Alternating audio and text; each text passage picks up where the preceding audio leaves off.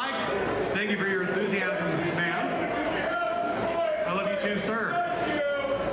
Thank you, Kevin. I wanted to turn over the microphone to our vice chairman for the invocation. Devin Livesey, everyone. Yeah. If I could get everyone to stand up, please. I know we usually have somebody come up here and give a prayer, doing something a little different today. I would like to invite everybody in the room to join me in the Lord's Prayer. Amen. Oh my God. Our Father, who art in heaven, hallowed be thy name. Thy kingdom come, thy will be done, on earth as it is in heaven. Give us this day our daily bread, and forgive us our trespasses, and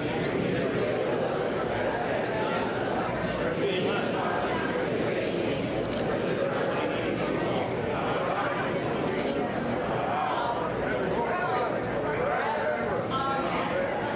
Sorry about that. I got nervous. This is the first prayer I've done in public. I'm sorry. And now, to lead us in the Pledge of Allegiance, Iraqi freedom veteran Sherwin, and how do you pronounce your last name? Mashuri.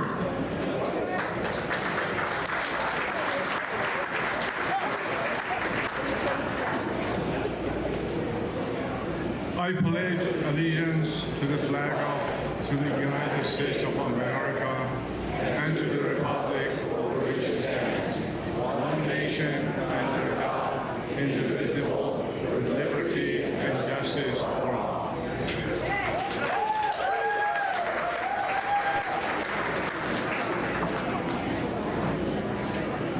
And now to sing our national anthem, I heard this young woman who was 17 years old sing at the Nevada Republican Club, and it was amazing. Let's hear it for Hope Whipple.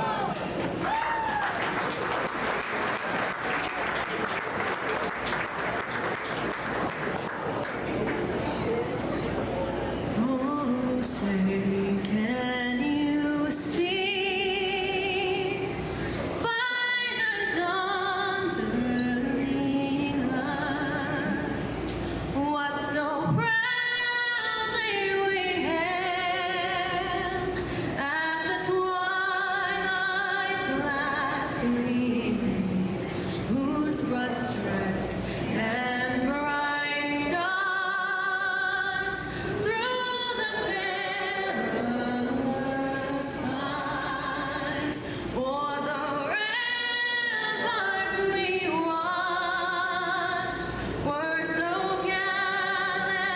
gallantly streaming, and the rocket's red glare, the bombs bursting in air, gave proof through the night that our flag was still there. Oh, say, does that star-spangled banner yet wave o'er the land of the free and the home of the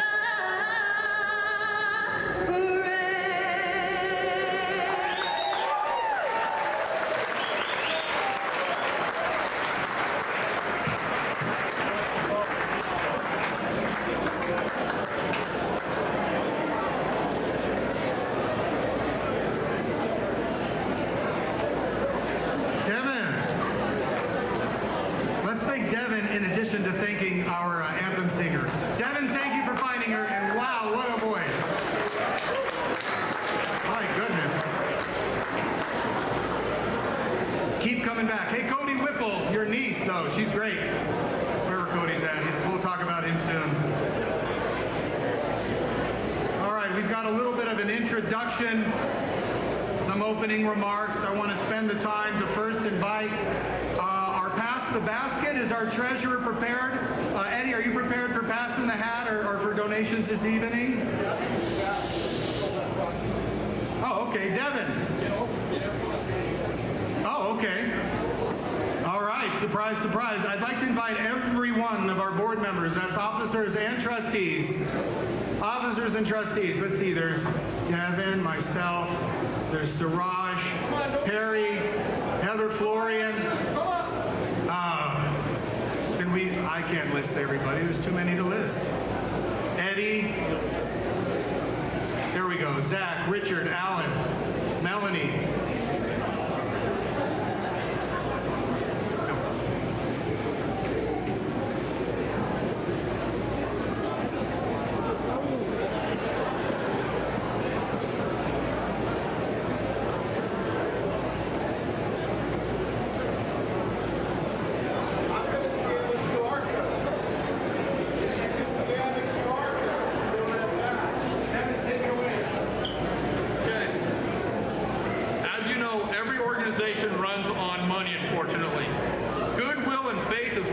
But it doesn't keep the lights on unless you have a forest in your backyard. So tonight, when we pass the bucket, the board of the Clark County Republican Party is going to set the tone for it. There's 5 for me. There's 20. I'm doing 25 online very easily. You can scan the code. Google Pay. It also does Apple Pay.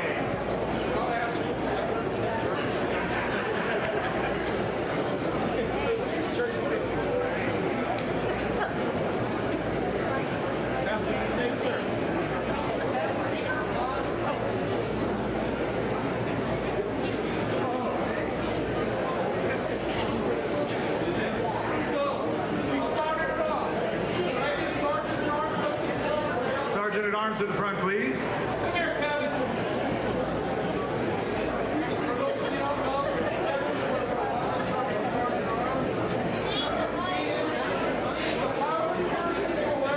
Kevin, the loudest person you will ever hear without a microphone. And Kevin will be walking amongst you and looking for your donations. Thank you for helping. And a round of applause to the board members, the volunteer board here that lead this organization and have done so for the last couple of years. Thank you all so much. I wanted to recognize some folks that are present, some good dignitaries. First of all, we have, do we still have Las Vegas City Councilwoman Victoria Seaman? No. No. She came in, she said hello. All right. I have our Natalie Thomas is our Deputy Secretary. Donna Venita, the first Vice President of the Mesquite Republican Women. Jennifer Tuggle, the President of the Boulder City Republican Women. Committee member for the Election Integrity Committee, we've got Marty Waldman, Lou Farber, and April Gosling. Very pleased that they're here. Thank you so much. They'll talk to us here in a bit. We have former candidate Ontario Brown and Leo Henderson. Where are those guys at? Good guys. Kelly Chapman, Assembly 8. Is that something that you're doing it next time? Oh, she's nodding. She's a tough candidate, everybody. This is somebody who can really break that glass ceiling, and we want to help you do it. Yeah, absolutely. We need you. Heather Florian, our political director. Lady Dominguez, our Clark County School District trustee, fighting hard for our kids. This is a woman that put her time and money where her mouth is, and we thank you for it. Monica Larson, Henderson City Councilwoman, Ward 2. Jill Douglas, the chair of, it says there's a typo here, I got Battleborn Republican Women. Is that right still? But she's a candidate for chair. There we go. See, I get confused. I'm simple, Jill. I am. Eddie Facey, our treasurer, candidate. I have Ari Nagy, the candidate for Congressional District 3. Doctor, oh, there you are. I want to say hello to you. Very good. Your friend is Squadip. We love Squadip in this room. Does anyone love Squadip? Who loves Squadip? See, we do love Squadip here. All right. Luke McCarthy, candidate for City Council. Luke, where are you at, Luke? Well, he's here. Cody Whipple, candidate for Congressional District 4. Cody's Team School. I like your niece better, sir. I apologize. Great voice on that one. She's 17. I like her voice, Robert. You're weird. All right, Cody. And then I did see Aaron for Congressional District 4. Aaron Hill. I don't see him currently, but he's around. Did I miss any of our dignitaries? Let me extend a thank you. Oh, we've got a couple of folks. Are you guys going to run next time? I know you have a radio show. We'll see. We'll talk about that. Are you running, Nan? All right. The hardest working lady in Assembly District, is it 12? You kick butt in that district, so let's see you get across the finish line. Very exciting stuff. Glad you're here. Thank you.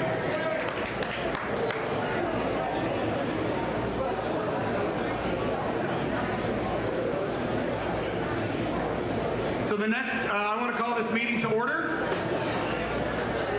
The next item on the agenda is the declaration of a quorum. There are currently 660 voting members. Of that, we have currently 239 members present. And as a result of that, we do have a quorum. So in the opinion of the chair, because I did the math, we do have quorum necessary to conduct business. The next item on the agenda is the adoption of the consent calendar as defined in Chapter 1, Section 8 of our standing rules.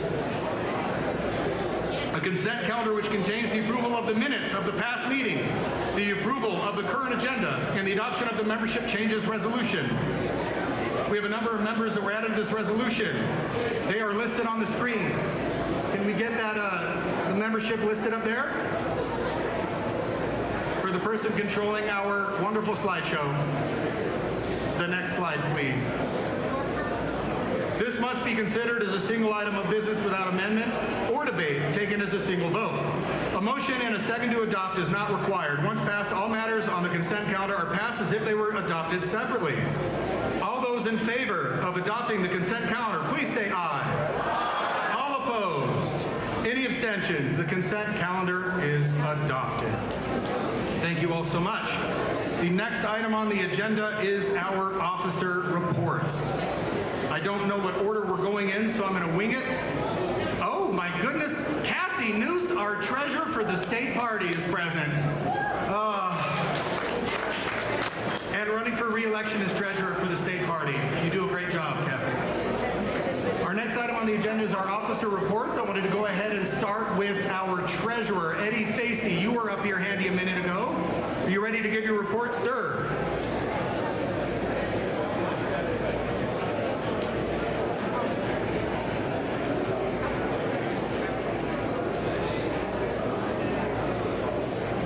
Calling Eddie Facey to the front desk.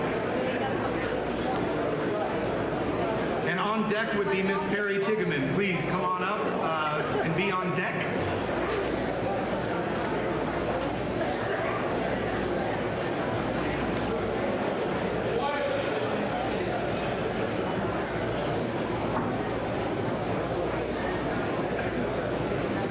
Sorry about that.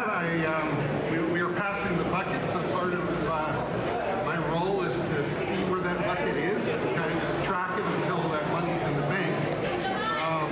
But I have a great deputy, Danny Keir, so please, my appreciation to Danny for keeping an eye on the money while I tell you what's going on with the party. So we basically, our fundraising activity was the Lincoln Day dinner. In April, we raised less than $500. So our total revenue that we've raised this year, including the Lincoln Day dinner and what we've raised kind of from members, is $48,447. And we've spent $32,368, the biggest expenditure being the Lincoln Day dinner itself, and paying for the dinner and room rental and all that. Our biggest outstanding financial, if you were to look at our financial condition, we have an office. We have a contractual obligation to pay rent on that office at $2,500 a month.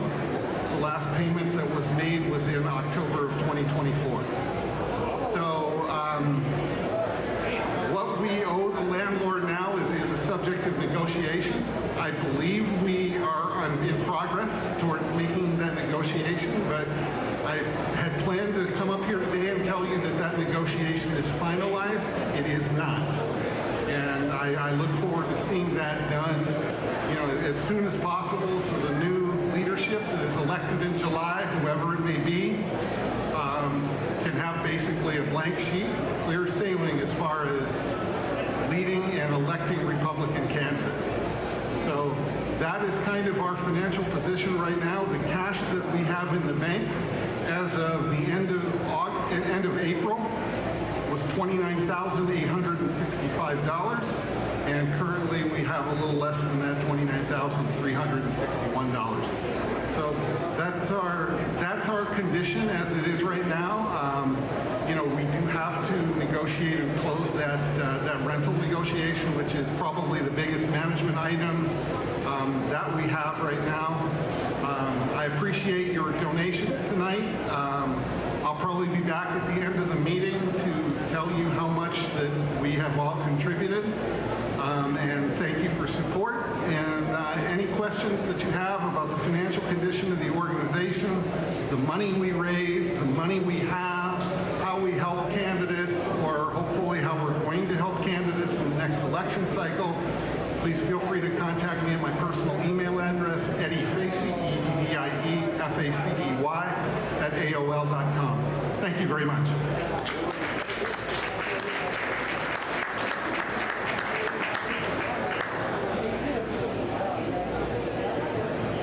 Up next is our esteemed Secretary, Perry Tigeman.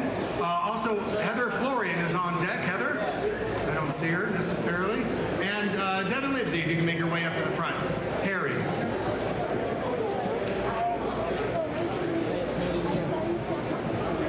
Good evening, fellow Republicans.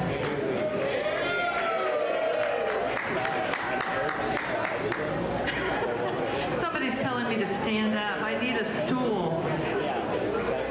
Life is a short person. So, a couple of things from the Secretary's office. First of all, I said I would complete the duties of the Secretary by one plank was by filling all positions, and all positions are filled. So first, for those of you who were on the check-in team, our gatekeepers, if you're here, stand up. We owe them a big thank you for another job well done. And then our recorder team over here, Lori and Linda, are doing an extraordinary job with very comprehensive and thorough minutes for all of you, for your reading pleasure. We're very lucky to have two very skilled ladies. At our last meeting, I asked for someone to volunteer to be registrar. It's a big role, and Darian Scott heeded the call or answered the call. So we now have a full-time registrar. Well, full-time. We have a registrar. I don't know if he's in the room. He's back in the help desk area entering things on our roster. We are lucky to have such a dedicated individual. And then lastly, I'm really excited to say that Natalie Thomas, who we all know, very dedicated and major contributing member in volunteer hours to the party, has decided to stay on as Deputy Secretary. So we have a full team. Okay, so we have, at the beginning of the meeting, before we did the pending membership resolution, we have 660 members. Everyone who was an active member in March will be eligible to vote in July. Unless you have missed, if tonight is your third consecutive meeting, well, you wouldn't be here, so you won't know this, but I sent you an email, and you will be terminated. So that number can go down, but it won't go up. So if you were elected tonight as a member, you are an active member and can vote, but you can't vote. You won't be eligible to vote in the July elections. Just want to make sure that's clear. And then everybody should have a lanyard. It's not yours, it's the CCRP's. As you walk out the door, you're going to see a bucket that says lanyard return. You can keep your name badge, but please return the lanyard. We reuse them again. And then finally, I wanted to talk a little bit about proxies. So there was a state meeting last month, April 5th, we had 79 people that signed in, either in person or by proxy. There were 38 who were there in Carson City in person, and 41 were signed in by proxy. The reason I'm bringing this up is I wanted to read you some things from the Registrar Standing Rules. So you can look at this at page 19 and read along if you want to. But this is the duty of the registrar. Declare vacant and so inform the CCRP secretary the seat of any representative who fails to attend two of the NRCC meetings during their term, either in person or by proxy. This matters in a moment. And then the next one says, receive from those NRCC representatives who wish to do so their proxy forms for the NRCC meeting and have that proxy recorded so the representative will receive credit for attending a particular NRCC meeting even if their proxy wasn't used. I'm bringing this up for a reason. I asked at the March meeting those of you who are NRCC members to copy the secretary's email, which is up there on the slide, with your proxies so I could make sure you get credit. The state took over and came up with another process, which is fine. That process worked great, except they promised I would get a list of everyone who submitted a proxy, whether it was used or not. So I have the sign-in list for the proxy. So if your proxy was used, I know, and you received credit. I have the sign-in list for those who attended, so you've received credit. If you followed that process and your proxy was not used, I don't have a record of it because despite repeated attempts with different people at the state, I have not been sent that list in the last 6 weeks. Here's the example. I signed up to go to the meeting. I got very sick. I couldn't go. I submitted a proxy. My proxy was not used. I have no record of submitting a proxy, except that I sent a copy of what I sent to the state to the secretary's email address.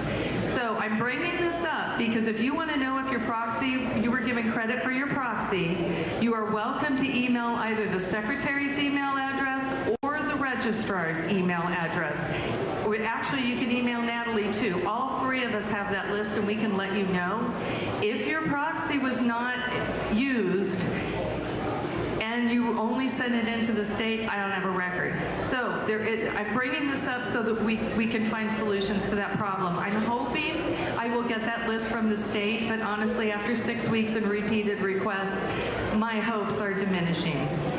There will be a meeting for the NRCC in July. If you are a member of the NRCC, and Alan's going to be talking about this in a moment, and you want to submit a proxy, follow the state's rules. It will be published with the call to meeting. But if you want to ensure your proxy gets recorded on our attendance list, you can copy either me or the registrar. As our standing rules say, it's up to you. You don't have to send it to us, but you can, so we make sure you get credit. And that concludes my secretary's report.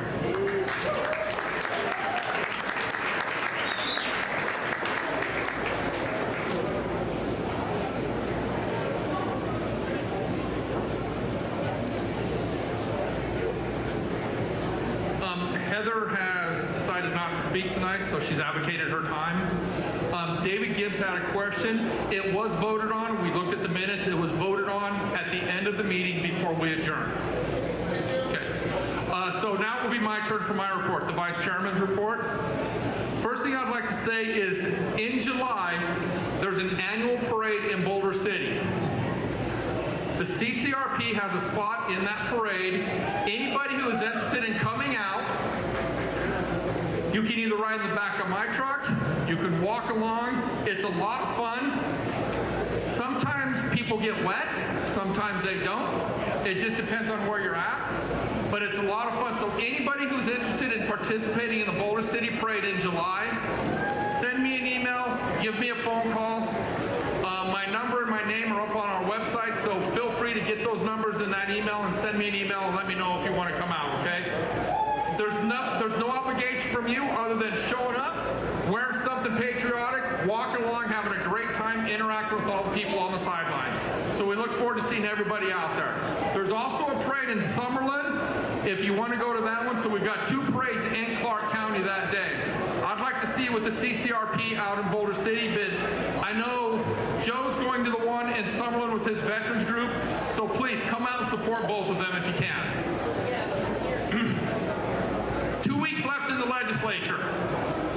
Right now is a very critical time. I've been testifying. Jill's been testifying. Mrs. Fixit testifies almost on a daily basis. Iris, where you at? Testifies almost every day also. Other people are testifying from up north. We need you to log on to Nellis, N-E-L-I-S. It's very simple. It's very self-explanatory. If you go to the Clark County Republican Party website, on our website right now it gives you step-by-step directions on how to log on to it. You can call in. You can show up in person at the state building or by the airport. You can send emails. You can send an email through Nellis, or you can send an email through your personal email. We need everybody in this room to at least send one email to somebody about something you're having a problem with or something you support. It really makes a difference. It counts. Trust me. I'm getting both positive emails back from legislators and negative emails back from a couple certain state senators who don't like the way I talk to them. But it's very important. We need you to testify.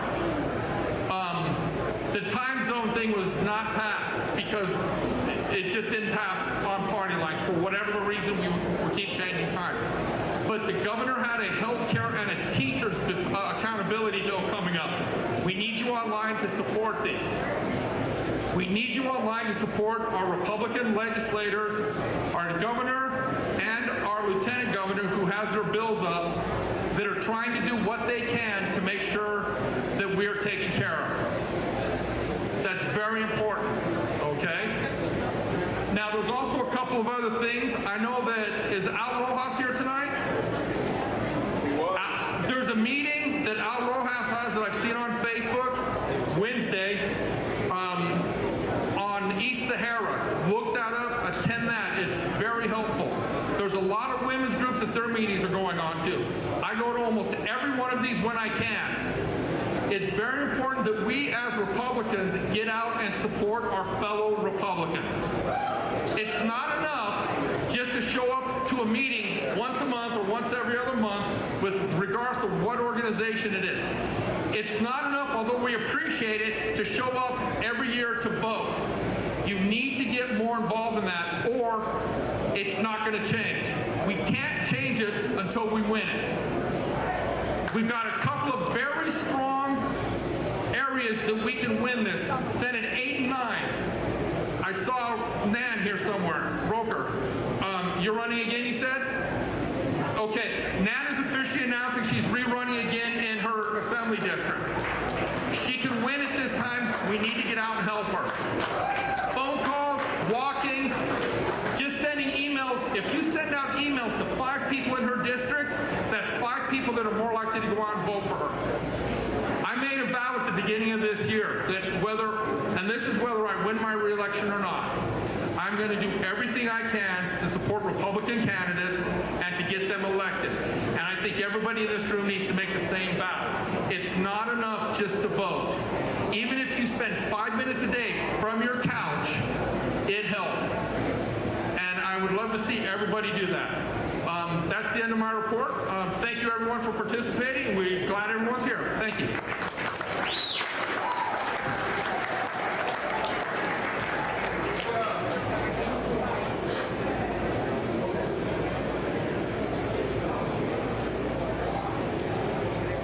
Fun fact, Devin works really hard for this organization. Give it up for Devin Lindsay. And how many of the Republican women groups and other Republican groups in this county can attest to his dedication to attending you and making you feel supported? This is something that man does. So he does work really hard at it, and it's much appreciated. He's great attitude, great face everywhere he goes with us. So thank you. My name is Jesse Law. I'm the chairman for the Clark County Republican Central Committee. I was first elected in July of 2021. We've had 2 cycles together. 2 cycles together. I wanted to take everybody down memory lane for a moment. Oh, and I apologize. I'm hearing some quiets in the audience. Our own Jennifer Tuggle from Boulder City indicated it would be helpful if I remind everybody in the gallery to simmer down. This is a business meeting for the Clark County Republican Central Committee. That means if you want to talk, you actually have to go out there, not in here. And we do need that, so I want to alert our Sergeant at Arms. Okay, if we're seeing people talk, you unfortunately need to sternly remind them the environment that they find themselves in. Also, I would be remiss, we have another candidate I didn't mention. There's a gentleman named Gary Walters. Gary, I don't know if he's a member of the state party as a Central Committee member or not, but he says he's running for the chairman for the state party. Gary Walters. All right. Trip down memory lane, everybody. How many of you guys sought to join this organization in the summer of 2021 and was with us at that July meeting at the high school? So in July of 2021, there was to be an election. I wanted to remind you of these things as your chairman. If we don't actually discuss history, we're doomed to repeat that history. Sometimes these discussions are not welcome. I, for one, never want to talk about this stuff. It's actually my job to. So there were some folks that were running for county leadership. I won't call them out. They were members of a patriotic group, the Proud Boys. Nothing wrong with that. I wouldn't personally dress like that and walk around like that. They did. They have that right.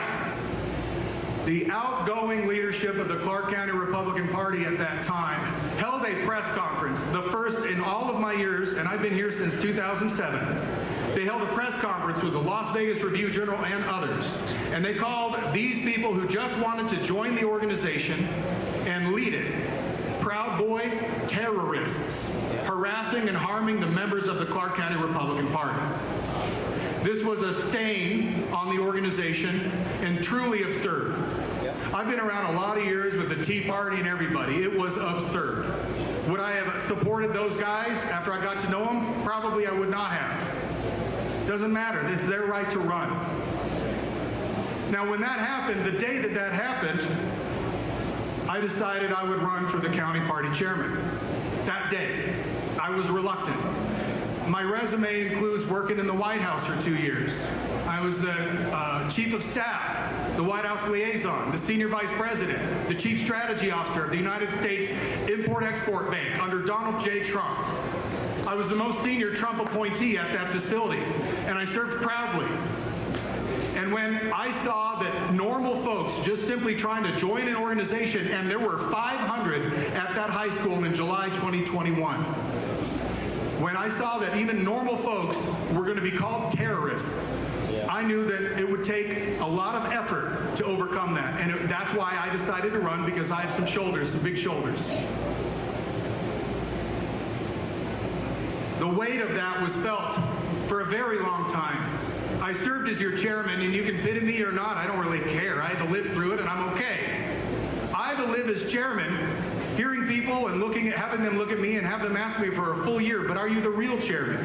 You see, the other organization that illegally kept people out and then recessed the meeting, they continued forward with their meetings, confusing everyone. In fact, the RNC chairwoman and the general counsel for the RNC came forward in January of 2022 and said, enough is enough. We reject this other organization. There's one chairman in one organization, and that is this organization.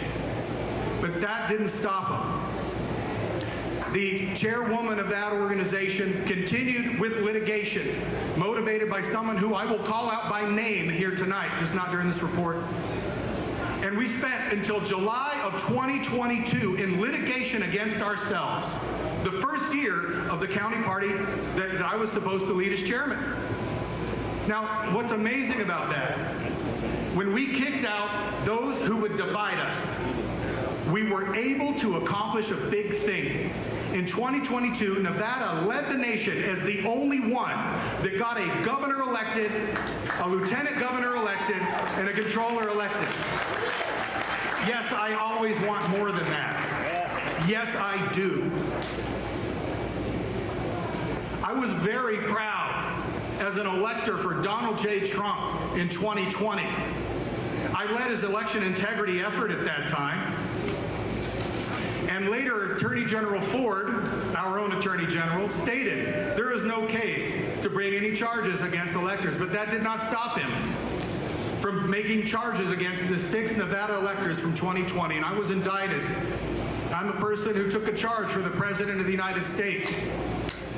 I stand as a warrior before you who's seen a whole lot of the Democrat lawfare tactics. But what we were able to do together for 2022 and then 2024, let me go ahead and explain the 2024 phenomenon. There has been criticism, and we're going to get to that our historic wins for 2024 are nay good enough. Well, let's discuss what they are.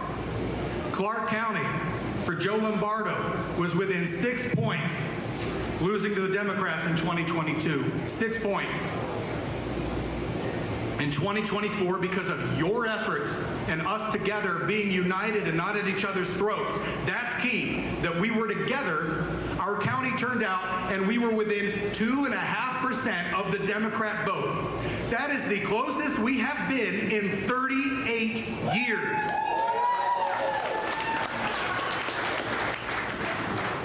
Punctuation. We now have in our state a registration where the Republicans lead the Democrats most of the dang time. This is a first in 26, 28 years. We did that because we were together, and I'll emphasize that point again. The first time that we've been able to elect flipping 6 county seats, that is 6 seats within Clark County flipped. This is the first time since the 2014 red wave. The very first time. We have city council flips. We have county commission flips. April Becker. Come on, everybody. And I want to remind all of you of one important factor, that the other 16 counties who are deadly scared of Clark County, they tell us so at our Nevada Republican Central Committee meetings, can they even do enough to offset Clark County? It was Clark County that delivered the Assembly seat in 35 and the Senate seat in 11, thus blocking the Democrats' supermajority. Clark County did this.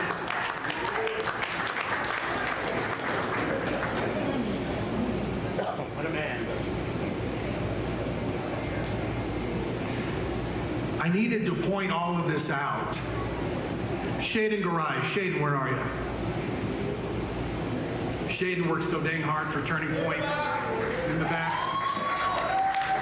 That young man worked so hard for Turning Point. How many doors did you hit? I don't think you and I ever hit doors together, but we did a few Saturdays together, hitting doors. We've harvested over 40,000 Republican ballots.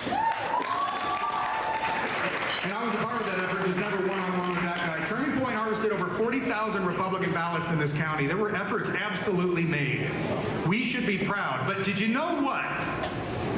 When we want to say not good enough, when we want to look at how an organization with very limited resource, but we have a people resource, can scale from 2022 victories, which led the nation, to 2024 victories, which were historic in nature, when we say that is not good enough, we actually deny the efforts of Shaden. We deny the efforts of the Trump team, of the Clark County Republican Party. That means all of you. Guys, I'm up here as leading this organization saying we should be, and I demand we be, proud of everything that we've accomplished in these 4 years. I can assure you, where we were in 2020 was against the state. Can you imagine being the state party, having to take on the Democrat machine, and having to fight your own Clark County Republican Party, Washoe County Republican Party, Elko County Republican Party? Because that's what it used to be. And the moment that all of our counties came together, all 17 of them, came together like a fist with the state party, yeah, we had wins. I'm getting worked up over here because I want to tell you something. This is blood, sweat, and tears for me. I can tell you something as being the leader of an organization that supports Trump, that is a top 5 county in the whole United States of America. If you step into this role, if you get elected to lead this organization, and you do it well, and you stand for guys like Trump that absolutely upset the system, you will be targeted. Your life will forever be changed. It doesn't matter how kind you are to people. It doesn't matter who you are. That's what the Democrats do with their lawfare. I can assure you it is life-changing. And it's all because we stand for the man. We stand for the man in the White House. The other thing that I have to point out in this report for the chairman,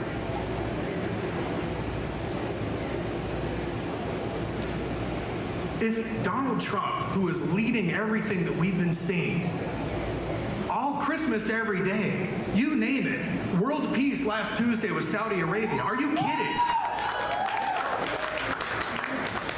If that's not good enough, then what is?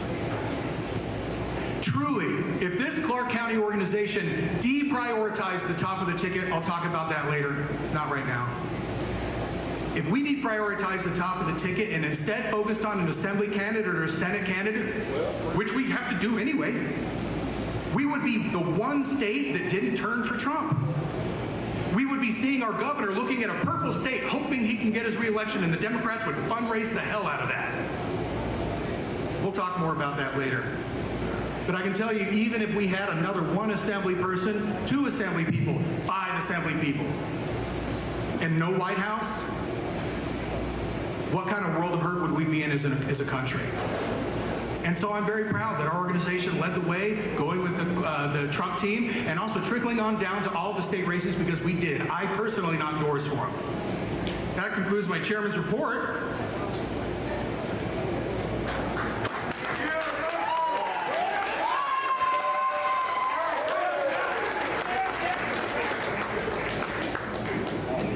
We are now to the presentation portion of events. I'd like to invite the Election Integrity Committee to come on up.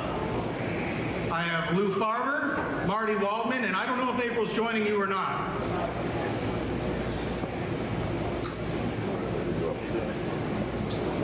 Come on up to the stage.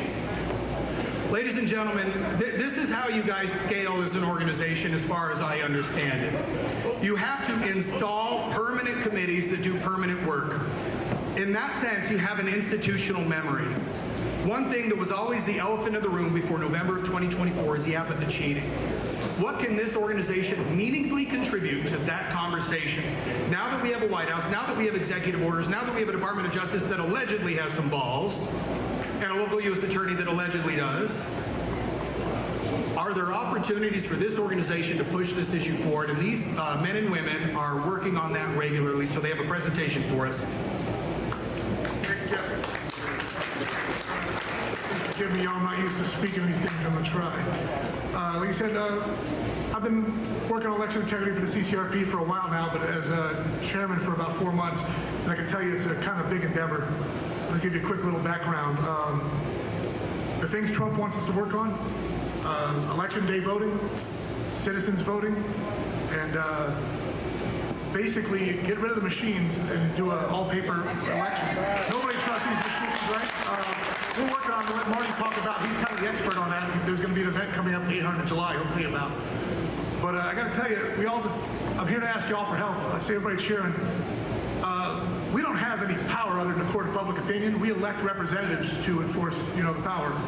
And they're not doing a very good job, if you ask me. And that's bipartisan.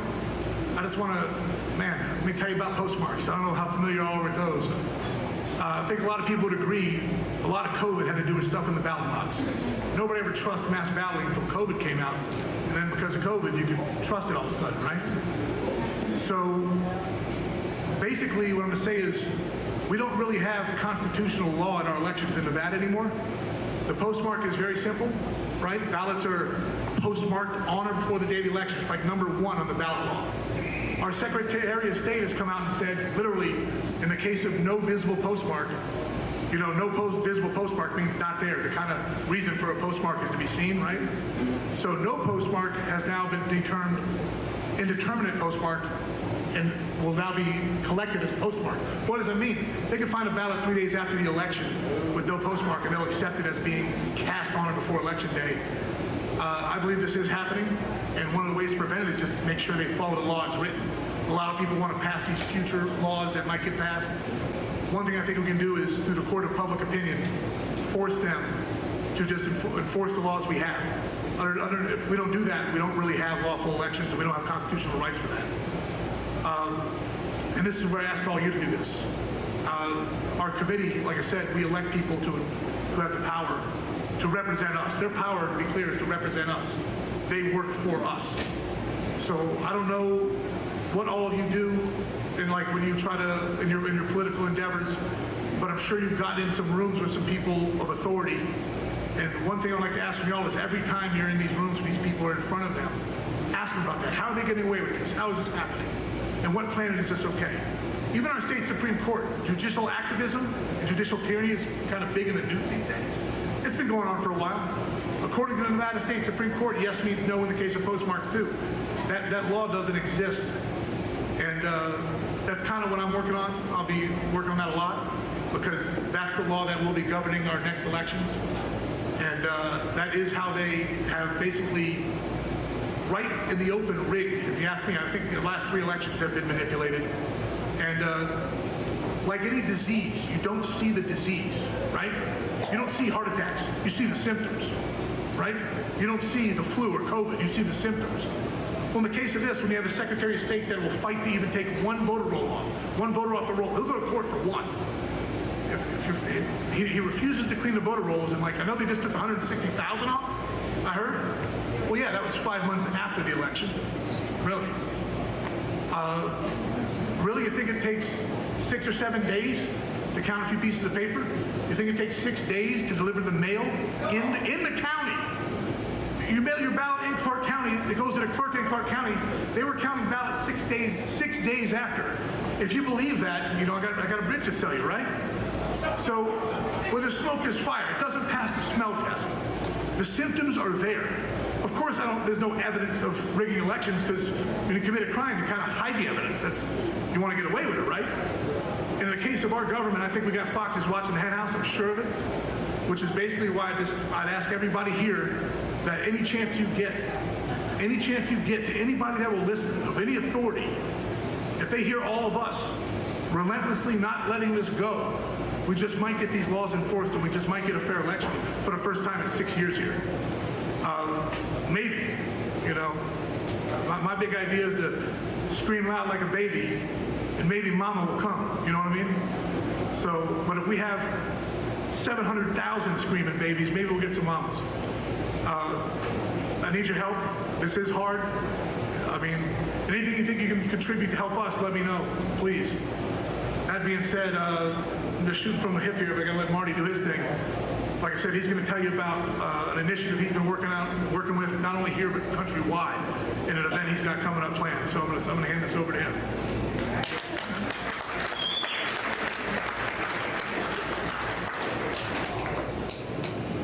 Not as good at speaking as Lou is, but I'll give you some information here.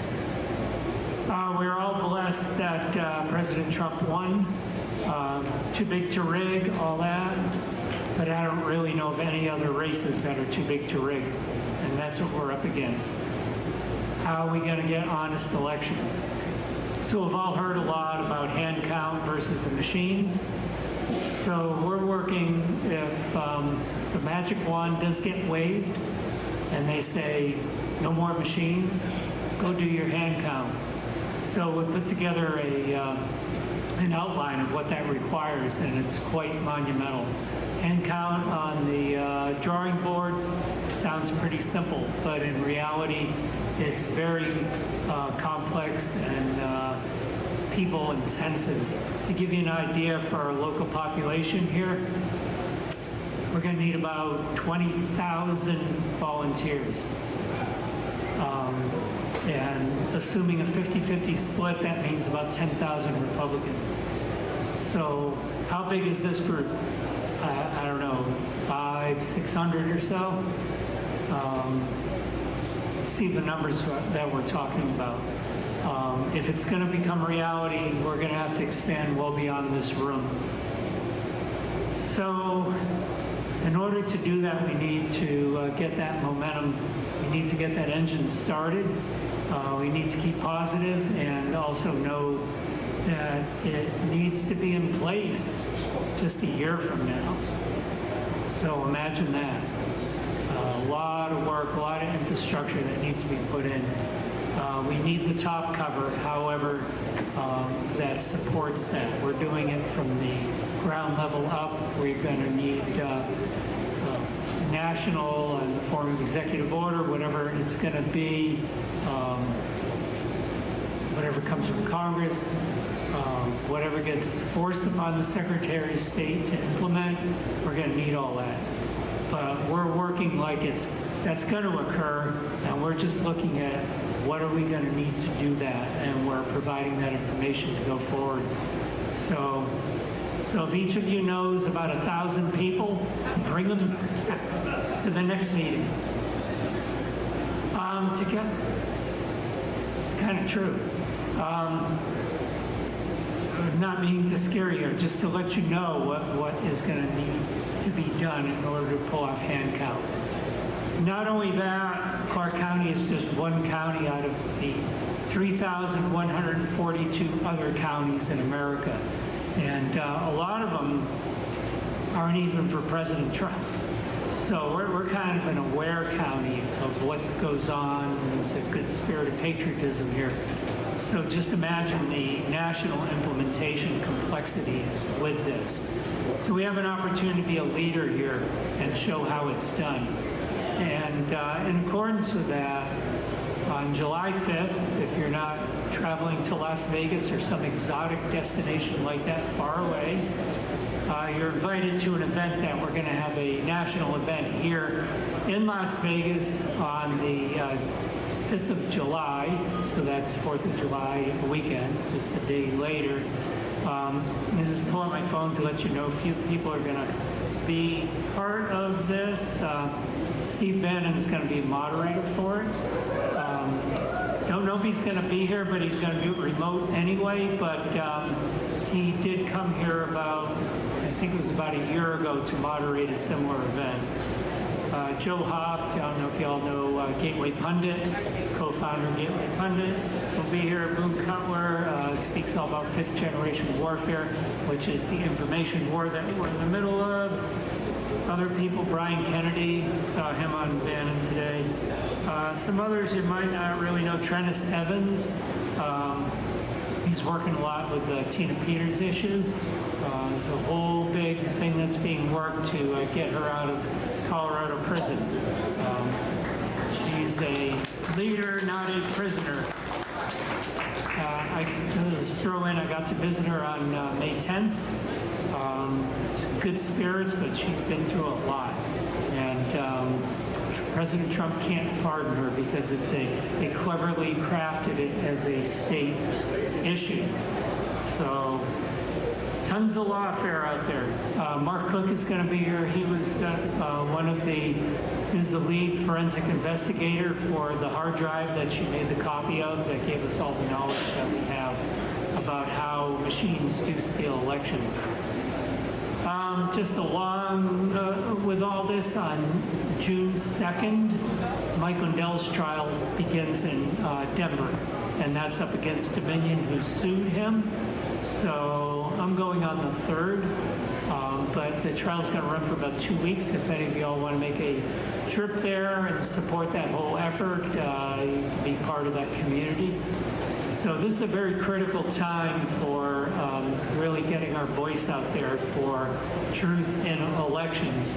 If we don't have a pretty much honest election and kiss the midterms in this country goodbye, it's that simple.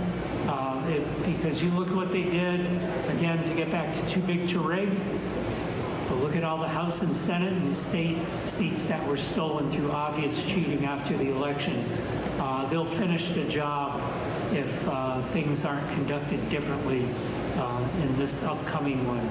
So there's a lot of things that need to change in a very short period of time. So that's what we're up against. you have your hand raised here? What's happening on the 5th? Where will it be? So it's at the Ahern Hotel on July 5th. What's happening there? It's the names that are read. It's a national level election integrity conference. Basically everything I talked about here, but it's going to be on a national level. Speakers are coming from around the country. Attendees will be coming from around the country. And we can fit up to, if you've been in Ahern, fits about 500 people. So the cost is $20, which is very cheap, and you get breakfast and lunch along with that. So it's going to be a terrific event. Hard to see with the lights. What's that? I can't hear you. Oh, it will be. It will be. If y'all go, just real simple to see it real quick. Joe Hoft, JOEHOFT.com. And one of his stories today is about this, and he lists out the people who will be attending. But yes, we're going to blast it out through the party here. But that's a way to look at it real quick. JOEHOFT.com. So anyway, I'm being kicked off the stage by question. Robert. Can you reach out to the president or have Jesse reach out to the president and have one social and have talk about this so we can get people to possibly surge to the meeting? Yeah, that's a great idea. So we will do that. Yeah. Okay. April. Well, say hello to everybody. April does a whole lot of work with our group. She's an organization. I'll tell you about her today. One thing she's going to be working on, we do want more volunteers. I don't know how the next election is going to look, but I do know that like 90+% of the people running our elections are Democrats. Like nothing to see here, right? That's where those ballots get ran in. So she's going to be trying to get a database of people that want to sign up and volunteer to help for the next election. That'll be coming in the near future. We'd love anybody that can assist. We do need an army for that. It's just going to be hopefully one day if it's done right? Like I said, I view all of you as part of the committee. I view it all of us. It's our job to make our voices heard and to remind our representatives that they work for us, that it's our right to a fair election. It's our right, not theirs to conduct it. It's our right to have it. And they're, at the very least, being incompetent, right? At the very least, our elections are like, we all saw it. It was days before we got any information, and it was a week before we got an answer, and then things just flip all of a sudden, right? Basically, I'm going to keep asking y'all for help. Just anybody you get in front of you, say something. Just say it. Like, hey man, when are you gonna stand up and follow the law? When are you gonna make sure this is transparent for us? And that's pretty much all I got. I can rant here all day about the same thing. Yeah. I'm gonna let y'all off the hook right now. And thank everybody. Thank you, Jesse, for letting us do this. Okay? And if you ever have any questions or anything to offer, please contact us. You'll be able to find us at the CCRP somewhere. Thank you. So remember, at the next meeting, bring 1,000, each of you bring 1,000 of your friends.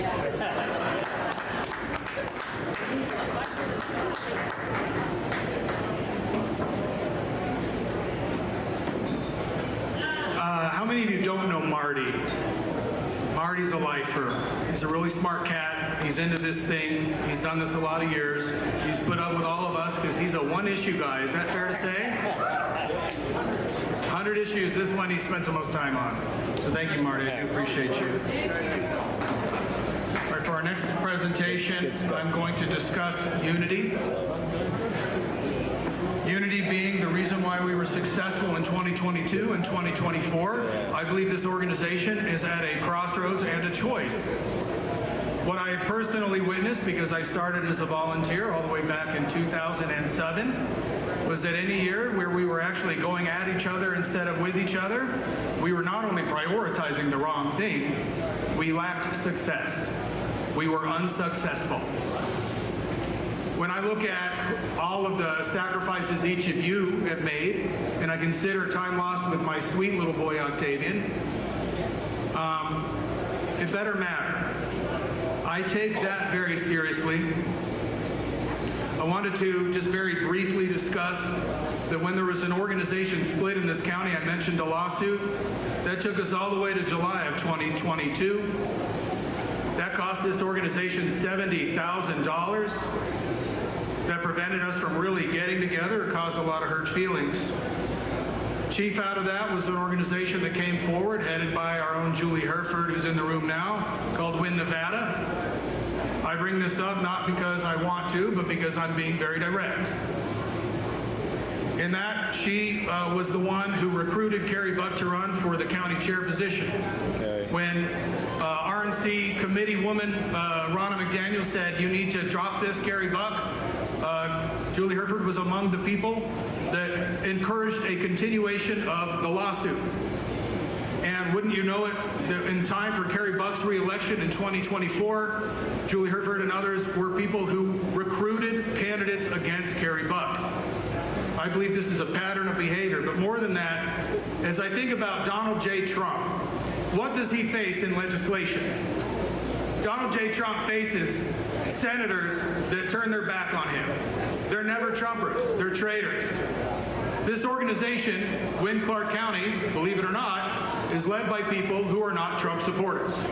This does not mean that they're not well-intentioned. This does not mean that they're not Republicans. But I have to tell you this because it's true. These are folks who lead you, and they've told me this themselves. What is your point of order, sir? Presentations are on the agenda. This is the presentation, actually. But thank you very much. Thank you very much. You're happy to talk to me afterwards if you'd like. I know you don't like this, but for instance, Mason voted Libertarian in 16 and 20. I'm not aware that he was a Trump supporter in 24. I'm aware that Jill, our own Jill, that she supported DeSantis and then Nikki Haley and then Trump. Here's the point I'm making. If you guys want a Trump leadership, or you want people that are not Trump leaders, you can choose that. There is history here that is very important, and I'm making sure that you guys know it. And if you want Trump, and you want people that don't betray Trump, then that's the way it is. Guys, this is not something I want to tell you. Do you think I'm happy? Like, here's what no one in this room knows. I'm going to go ahead and tell you. And hey, guys, order. For 5 months now, I have not wanted to run for re-election. Period. I have not. And then, He's speaking. Let him speak. You can say your parts afterwards. Otherwise, you will start asking people. Sit down. Let him speak. Okay, you need to sit down. Stop it. guys, I did my time. But I need to tell you guys this stuff. This is the medicine. Remember, Trump said, you got to take your medicine on the tariffs. This is serious information. I'm not lying to you. I'm not even manipulating you. The truth is, this job is really hard, and it has destroyed my reputation. And what I'm doing as a warrior standing before you is what is important is our victory in 2026. What I have personally witnessed in 5 months are people going at each other's throats. I had Dave Whipple, a candidate for CD4, come forward and say, I want to help as finance chairman. And you know what the first thing that started happening? Members within Clark, this Win Clark County group, started attacking this man's character. All he wanted to do was raise money for this organization. I am damn sick of people attacking each other's character. And I've not done anything to attack character tonight. I've only told the truth. I have said the true things.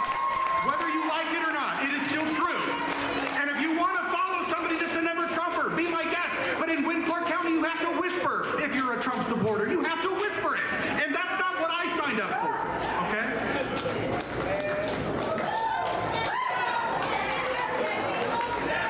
So my point is this.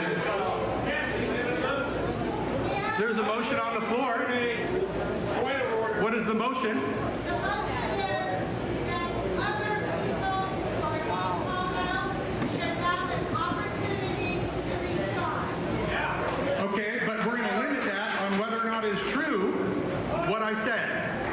And we're going to limit it to 30 seconds per person. I totally agree with that. I think that's totally fair. Rockin, point of order. You're right. You're right. Okay. Robert's rules of order do not allow the chairman to comment. I actually thank you for that. I was making a suggestion, and I'm wrong to make that suggestion. Okay. You were actually arguing. Well, hold on a minute. I'm just giving a presentation. I do need my expert for Robert's Rules of Order up here, though. No, I'm giving a presentation. I'm telling the truth, Rob. And you yourself told me that you're not a big Trump supporter when I first met you. You did.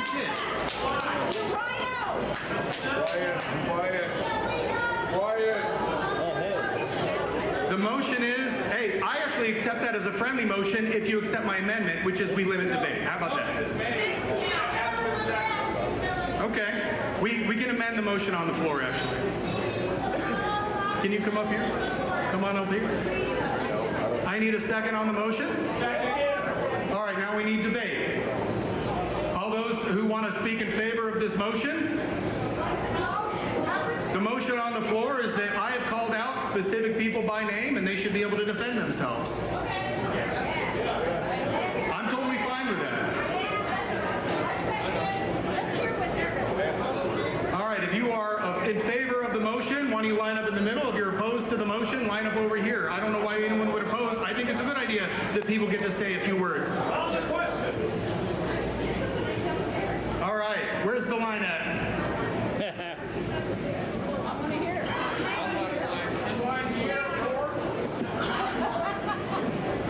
Okay, everybody for the motion to the left, everybody against the motion to the right. What is the motion repeating, Kevin? Repeat the motion. Okay. The motion on the floor is that everybody who's been called out by name has an option to respond. There's also been an amendment put on that motion that the response is limited to 30 seconds. I understand that. If you are not coming up to vote, I request that you please sit down. We don't need everybody standing in the middle of the aisle.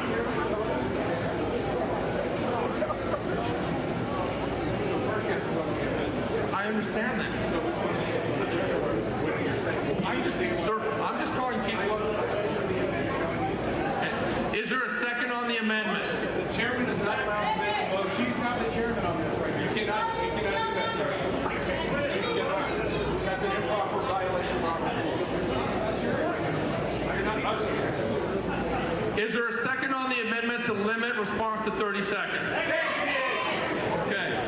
We will call for a vote on the amendment. All in favor of the amendment, signify by saying aye. Aye. All those opposed, signify by saying no. No. Okay. Members only. I'm going to have to call for a vote. Everybody who is a member, I need you sitting down in the white chairs.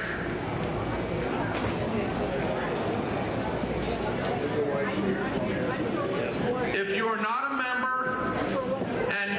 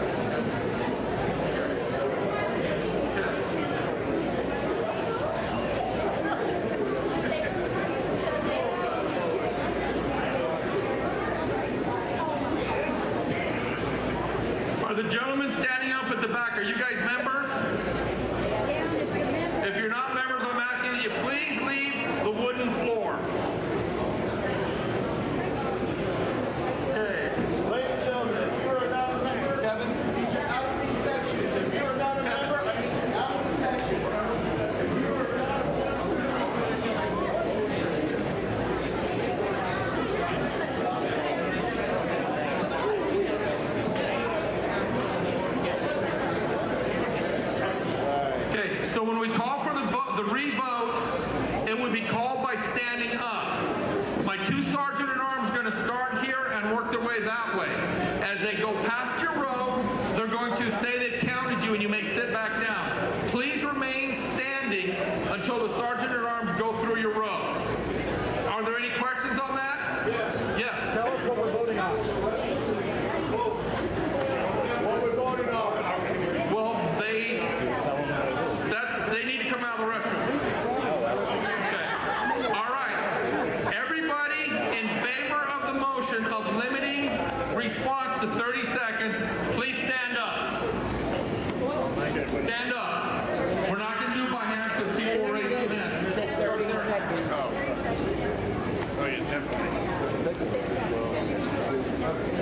Okay, you guys, I'm going to make this really quick.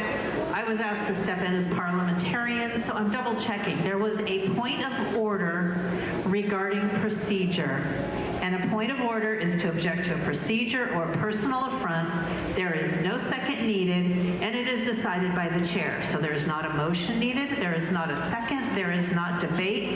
It is decided by the chair, and the chair said that yes, he would do that and limit it to 30 seconds. That's the ruling of the parliamentarian. Let's move on with this meeting. Chairman Law, do you want to come back forward? Everybody who wants to speak in favor of the, everybody who wants to speak, respond to being called out personally, please come forward.